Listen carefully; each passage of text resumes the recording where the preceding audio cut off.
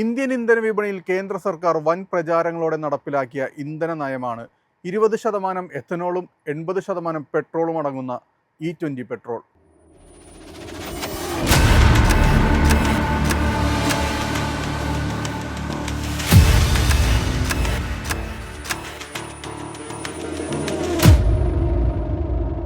Crude oil ഇറക്കുമതി ചെലവ് കുറക്കുക, ഗ്രീൻ ഹൗസ് ഗ്യാസ് എമിഷൻ തടയുക, കരിമ്പ് കർഷകർക്ക് വരുമാനം ഉറപ്പാക്കുക തുടങ്ങിയ ആകർഷകമായ വാഗ്ദാനങ്ങൾ മുന്നിൽ വെച്ചാണ് സർക്കാർ ഈ പദ്ധതി കൊണ്ടുവന്നത്.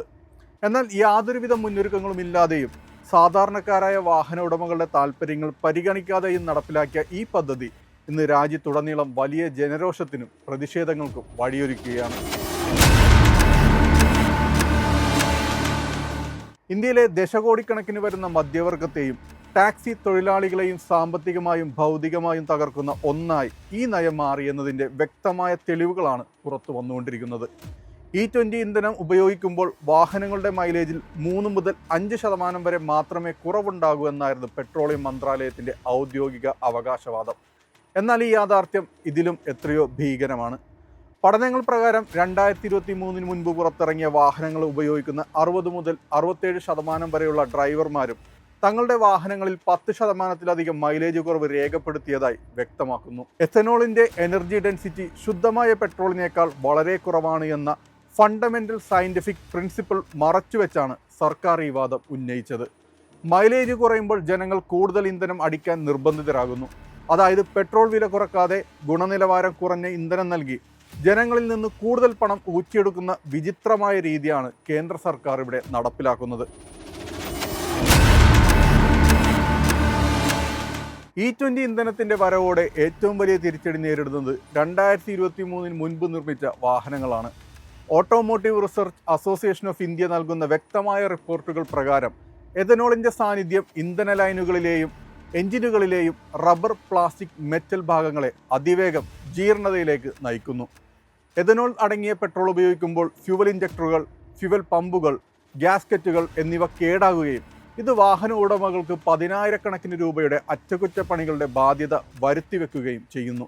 സാങ്കേതികമായി സുരക്ഷിതമല്ലാത്തൊരു ഇന്ധനം രാജ്യത്തെ മുഴുവൻ പമ്പുകളിലൂടെയും നിർബന്ധിതമായി വിതരണം ചെയ്യുന്നതിലൂടെ കോടിക്കണക്കിന് വാഹനങ്ങളുടെ ആയുസ്സാണ് സർക്കാർ പണയം വെച്ചിരിക്കുന്നത്. വാഹന ഉടമകളെ കൂടുതൽ പ്രതിസന്ധിയിലാക്കുന്ന മറ്റൊരു പ്രധാന ഘടകം ഇൻഷുറൻസ് ക്ലെയിമുകളുടെ നിരസിക്കലാണ്. E20 ഇന്ധനം ഉപയോഗിച്ചതിനെ തുടർന്ന് ഫ്യൂവൽ സിസ്റ്റത്തിലോ എഞ്ചിനിലോ ഉണ്ടാകുന്ന തകരാറുകൾക്ക് ഇൻഷുറൻസ് പരിരക്ഷ നൽകാൻ കമ്പനികൾ തയ്യാറാകുന്നില്ല. വാഹനത്തിന്റെ നിർമ്മാതാക്കൾ നിർദ്ദേശിച്ച ഇന്ധനമല്ല ഉപയോഗിച്ചത് എന്ന സാങ്കേതിക കാരണം ചൂണ്ടിക്കാട്ടിയാണ് കമ്പനികൾ ക്ലെയിമുകൾ നിരസിക്കുന്നത്. രാജ്യത്ത് E10 ഇന്ധനം ലഭ്യമല്ലാത്ത സാഹചര്യത്തിൽ ഉപഭോക്താവ് E20 അടിക്കാൻ നിർബന്ധിതനാകുന്നു. അതുകൊണ്ടുണ്ടാകുന്ന തകരാറിന് ഇൻഷുറൻസ് കിട്ടാതാവുകയും ചെയ്യുന്നു. സർക്കാരിൻ്റെ തെറ്റായ നയം കാരണം ഉപഭോക്താക്കൾ സ്വന്തം കയ്യിൽ നിന്ന് പണമെടുത്ത് എഞ്ചിൻ നന്നാക്കേണ്ടി വരുന്നത് അനീതിയാണ്.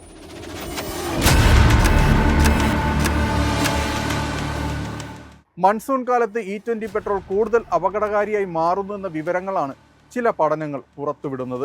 എഥനോളിന് അന്തരീക്ഷത്തിൽ നിന്നും ഇന്ധന ടാങ്കുകളിൽ നിന്നും ഈർപ്പം വലിച്ചെടുക്കാനുള്ള ശേഷി വളരെ കൂടുതലാണ്. പെട്രോളിൽ വെള്ളം കലരുമ്പോൾ എഥനോളും വെള്ളവും വേർപിരിയുകയും ടാങ്കിന്റെ അടിത്തട്ടിൽ അടിയുകയും ചെയ്യുന്നു. ഇത് എഞ്ചിൻ പെട്ടെന്ന് കേടാവാനും വാഹനം പാതി വഴി നിലയ്ക്കാനും കാരണമാകുന്നു. മഴക്കാലത്ത് പെട്രോൾ പമ്പുകളിലെ അടിത്തട്ടിലെ ടാങ്കുകളിൽ വെള്ളം ഇറങ്ങാനുള്ള സാധ്യത കൂടുതലായതിനാൽ ഈ ഭീഷണി ഇരട്ടിയാകുന്നു. ലോകത്തെവിടെയും പുതിയ ഇന്ധനങ്ങൾ അവതരിപ്പിക്കുമ്പോൾ പഴയ വാഹനങ്ങൾക്ക് ഉപയോഗിക്കാനായി സാധാരണ പെട്രോളും ഒപ്പം ലഭ്യമാക്കാറുണ്ട്. എന്നാൽ ഇന്ത്യയിൽ കേന്ദ്ര സർക്കാർ ഏകപക്ഷീയമായി സാധാരണ പെട്രോളിന്റെ വിതരണം നിർത്തലാക്കി E20 മാത്രം വിതരണം ചെയ്യാൻ പെട്രോൾ പമ്പുകളെ നിർബന്ധിപ്പിച്ചു. ഉപഭോക്താവിന് തിരഞ്ഞെടുക്കാനുള്ള സ്വാതന്ത്ര്യം നിഷേധിച്ച ഈ നടപടിക്കെതിരെ രാജ്യത്തുടനീളം വലിയ ജനരോഷം ഉയർന്നിട്ടുണ്ട്. CJP നേതൃത്വത്തിൽ E20 ജനതാ പാർട്ടി രൂപീകരിക്കപ്പെടുകയും 100% ശുദ്ധമായ പെട്രോൾ വിതരണം ചെയ്യണമെന്ന് ആവശ്യപ്പെട്ട് ശക്തമായ പ്രക്ഷോഭങ്ങൾ ആരംഭിക്കുകയും ചെയ്തിട്ടുണ്ട്. E20 ഇന്ധന നയം സാധാരണക്കാരായ ടാക്സി, ഓട്ടോ, ചരക്ക് വാഹന ഡ്രൈവർമാരുടെ ജീവനോപാധിയെയാണ് ബാധിച്ചിരിക്കുന്നത്. ഡൽഹിയിലെയും മറ്റ് മെട്രോ നഗരങ്ങളിലെയും ട്രാൻസ്പോർട്ട് യൂണിയനുകൾ പാർലമെന്റിലേക്ക് മാർച്ച് പ്രഖ്യാപിക്കുന്ന അവസ്ഥയിലേക്ക് കാര്യങ്ങൾ എത്തി നിൽക്കുന്നു. നിരന്തരമുണ്ടാകുന്ന എഞ്ചിൻ തകരാറുകളും ഇന്ധന ചെലവിലെ വർധനവും കാരണം ടാക്സി വ്യവസായം തകർച്ചയുടെ വക്കിലാണ്. ജനങ്ങളുടെയും വാഹനോടമകളുടെയും ആശങ്കകൾ പരിഗണിക്കാതെ കോർപ്പറേറ്റുകളെ സഹായിക്കാൻ മാത്രം നയം രൂപീകരിച്ച കേന്ദ്ര ഉപരിതല ഗതാഗത മന്ത്രി നിതിൻ ഗഡ്കരി രാജിവെക്കണമെന്ന ആവശ്യം വ്യാപകമായി ഉയർന്നു കഴിഞ്ഞു. E20 നയത്തിന് പിന്നിൽ വലിയ രീതിയിലുള്ള സാമ്പത്തിക അഴിമതിയും സ്വാർത്ഥ താൽപ്പര്യങ്ങളും ഒളിഞ്ഞിരിപ്പുണ്ടെന്ന ഗുരുതരമായ ആരോപണങ്ങളാണ് പുറത്തുവരുന്നത്. എഥനോൾ ഉൽപ്പാദിപ്പിക്കുന്ന സ്വകാര്യ ഡിസ്റ്റിലറികൾക്കും പ്രമുഖ വ്യക്തികളുടെ ഉടമസ്ഥയിലുള്ള കരിമ്പ് മില്ലുകൾക്കും കോടിക്കണക്കിന് രൂപയുടെ ലാഭമുണ്ടാക്കാൻ കേന്ദ്ര സർക്കാർ ജനങ്ങളെ ബലി കൊടുക്കുന്നു. മധ്യപ്രദേശിൽ നിന്നും മറ്റും പുറത്തുവരുന്ന റിപ്പോർട്ടുകൾ പ്രകാരം പാവപ്പെട്ടവർക്ക് നൽകേണ്ട സബ്സിഡി അരി കുറഞ്ഞ വിലയ്ക്ക് വാങ്ങി എഥനോൾ നിർമ്മാണത്തിനായി മറിച്ചു വിൽക്കുകയും പിന്നീട് അത് ഉയർന്ന വിലയ്ക്ക് സർക്കാരിലേക്ക് തന്നെ വിൽക്കുകയും ചെയ്യുന്ന വൻ അഴിമതിയാണ് നടക്കുന്നത്.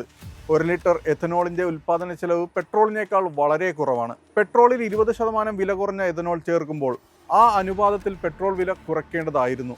എന്നാൽ സർക്കാർ പെട്രോളിന്റെ അതേ ഉയർന്ന വിലയിലാണ് E20യും വിൽക്കുന്നത്. ഈ തുക മുഴുവൻ കേന്ദ്ര സർക്കാരും എഥനോൾ കമ്പനികളും ചേർന്ന് വീതിച്ചെടുക്കുകയാണ്. ഇന്ത്യയിൽ നിന്ന് കയറ്റുമതി ചെയ്ത E20 പെട്രോൾ തങ്ങളുടെ രാജ്യത്തെ വാഹനങ്ങൾക്ക് അനുയോജ്യമല്ല എന്ന് കണ്ട് ഭൂട്ടാൻ നിരസിച്ച വാർത്തകൾ പുറത്തു വന്നത് ആഗോളതലത്തിൽ തന്നെ വലിയ നാണക്കേടുണ്ടാക്കി. പിന്നീട് സർക്കാർ ഈ സംഭവം പ്രതിരോധിക്കാൻ ശ്രമിച്ചെങ്കിലും സാങ്കേതികമായി E20 ഇന്ധനത്തിന് നേരിടുന്ന തിരിച്ചടികൾ മറച്ചുവെക്കാൻ കേന്ദ്രത്തിന് സാധിച്ചില്ല. എഥനോൾ ബ്ലെൻഡിംഗ് വഴി കേന്ദ്ര സർക്കാരും BJP നേതാക്കളും നടത്തുന്ന സാമ്പത്തിക ചൂഷണം രാജ്യത്തെ ജനങ്ങൾ ശക്തമായി ചോദ്യം ചെയ്തിട്ടുണ്ട്. പ്രീമിയം പെട്രോളിന്റെ പേരിൽ പോലും E20 മിശ്രിതം നൽകി ഉയർന്ന തുക ഈടാക്കുന്നതിന്റെ ബില്ലുകൾ പുറത്തുവിട്ടുകൊണ്ട് സർക്കാരിന്റെ ജനവിരുദ്ധ നയങ്ങൾ പ്രതിപക്ഷം തുറന്നുകാട്ടി. മാധ്യമങ്ങളും ടെക്നിക്കൽ വിദഗ്ധരും ഉയർത്തുന്ന ചോദ്യങ്ങൾക്ക് കൃത്യമായ ശാസ്ത്രീയ മറുപടി നൽകാൻ പെട്രോളിയം മന്ത്രാലയത്തിന് കഴിയുന്നില്ല. കേന്ദ്ര സർക്കാരിന്റെ അശാസ്ത്രീയവും വേഗത്തിലുള്ളതുമായ E20 ഇന്ധന നയം ഇന്ത്യയിലെ മധ്യവർഗത്തിനും വാഹന ഉടമകൾക്കും മേൽ അടിച്ചേൽപ്പിച്ച വൻ സാമ്പത്തിക ദുരന്തമാണ്. ഹരിത ഇന്ധനം എന്ന വ്യാജ പ്രചാരണത്തിന്റെ മറവിൽ കോർപ്പറേറ്റ് കമ്പനികൾക്ക് ലാഭമുണ്ടാക്കാനും പാവപ്പെട്ടവരുടെ വയറ്റുതടിക്കാനുമാണ് സർക്കാർ ശ്രമിക്കുന്നത്. പഴയ വാഹനങ്ങൾക്ക് അനുയോജ്യമായ E0, E10 പെട്രോൾ വിതരണം പുനഃസ്ഥാപിക്കുകയും എഥനോൾ ചേർത്തതിൻ്റെ സാമ്പത്തിക ആനുകൂല്യം ഉപഭോക്താക്കൾക്ക് നൽകി പെട്രോൾ വില കുറക്കുകയും ഇന്ധനം മൂലം എഞ്ചിന് കേടുപാടുകൾ സംഭവിച്ചവർക്ക് ഇൻഷുറൻസ് പരിരക്ഷയും നഷ്ടപരിഹാരവും ഉറപ്പാക്കുകയും എഥനോൾ നിർമ്മാണത്തിലും വിതരണത്തിലും നടന്നിട്ടുള്ള അഴിമതികളെക്കുറിച്ച് സമഗ്രമായ അന്വേഷണം നടത്തുകയും ചെയ്യേണ്ടത് കേന്ദ്ര സർക്കാരിൻ്റെ അടിയന്തര കടമയാണ്. ഉപഭോക്താക്കളുടെ താൽപ്പര്യങ്ങൾ സംരക്ഷിക്കാത്ത ഏത് നയവും ഒടുവിൽ ജനകീയ പ്രക്ഷോഭങ്ങൾക്ക് മുന്നിൽ സർക്കാരിന് തിരുത്തേണ്ടി വരുമെന്നതിൻ്റെ വ്യക്തമായ സൂചനയാണ് നിലവിലെ സംഭവവികാസങ്ങൾ നൽകുന്നത്.